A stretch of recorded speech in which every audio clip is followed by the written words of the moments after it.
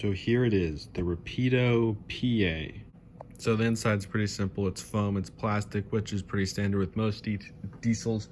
I do like foam boxes like this. I feel as that this type of stuff just feels more high quality when you're spending this much on such a detailed engine. So you want a quality box. I know B&LE, because I have some, they have gone like fully thin cardboard with just plastic, and I don't like it. I like having this inch of foam. I like the box. It feels nicer, it looks nicer. When you're spending like I think this was $280, I want a decent box. Okay, my friend bought B&LE's Big Boy, and those are very expensive, but I feel like the box just isn't good enough for it. Like, they could make something better when you're spending like $800 on a locomotive, but this is a good box quality. All right, so actually look at the engine now and look at some of the details. It is nice. I like a bit more dark and shiny, as in like this. I like this type of look better. As you can see, it's definitely a lighter gray, and I'm a bit more of a fan of that. But if you are a fan of this type of gray, then be that way. It does look nice. I would say I'm not going to be able to spot anything without studying real pictures of these to figure out if there's actually any problems with the details.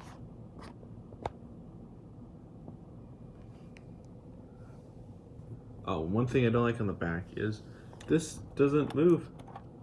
There's no wiggle. It doesn't like because like passenger cars, they would have the little thing so it's like closed off, but this one can't because it doesn't move. But the bottom is nice though. If you look at the bottom, you can see there's details, and then along the side, this side, there is pipes. So it is nice.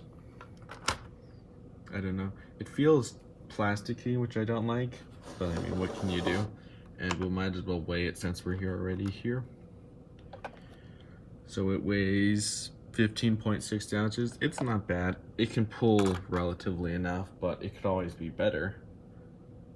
This is why I like the MTH one, because it weighs 1 pound and 5 ounces. So one can obviously pull more. It's still enough to do what you need it to do. And if you have a pretty flat layout, you can still pull any passenger train that you want. But if you got some 2% and 3% hills, you're probably gonna need 2 of these unless you're pulling a short train. So yeah. So here it is on the track, and here is the functions. I will go over some of them now.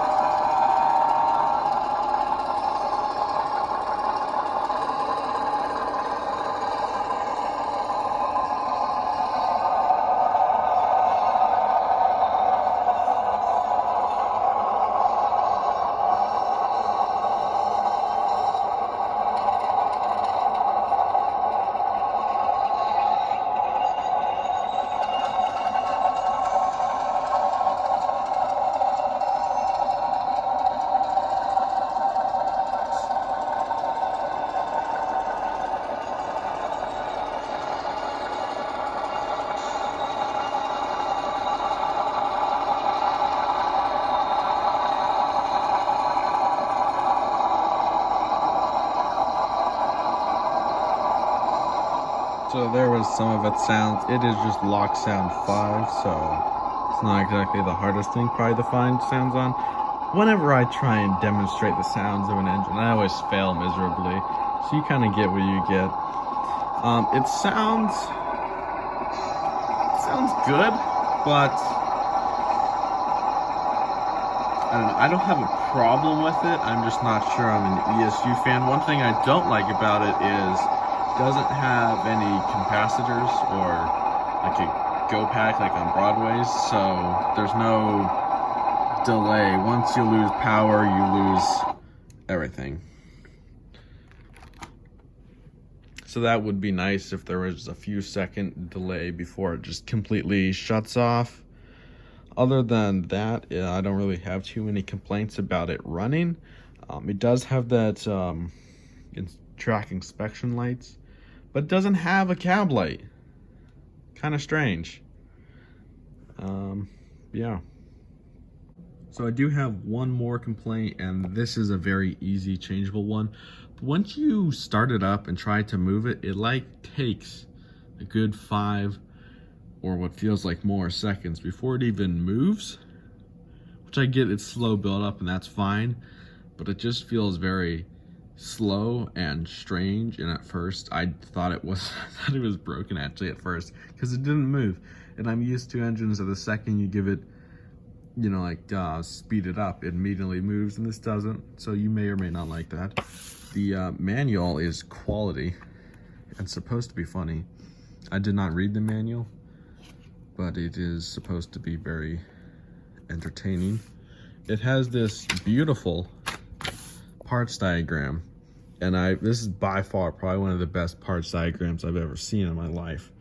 It is clear, it shows you everything, it has a list of everything, so you can easily see it all.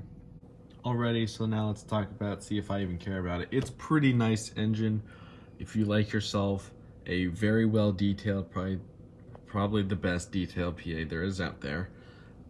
You can go for this. I personally wouldn't buy this. I mean, it's nice.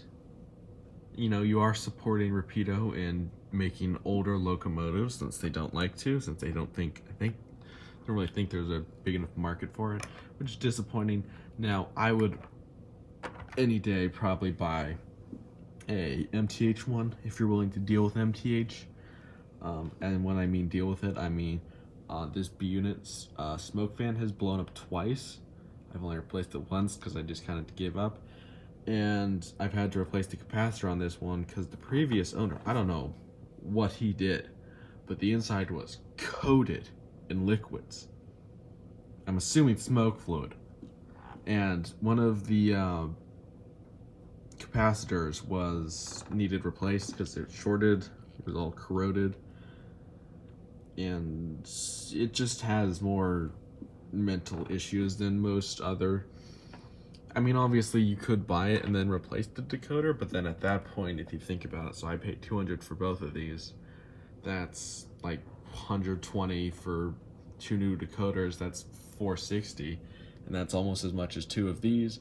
And you get better details. I doubt you're pulling a long enough train up steep enough hills that you would really care about the pulling power. So at that point, you're really just missing smoke, which you'll have to work on. Electronic couplers, which are nice, and different sounds. I actually prefer the sounds on the MTH ones better, and I prefer the look. So I would go for MTH. I don't know much about Walters.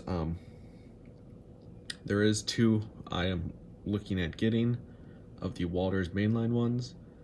Yeah, so who knows if we'll keep this. It's nice. If you want the most detailed PA out there and it has good sound, go for it. But for how much it costs, I think there's definitely better options out there.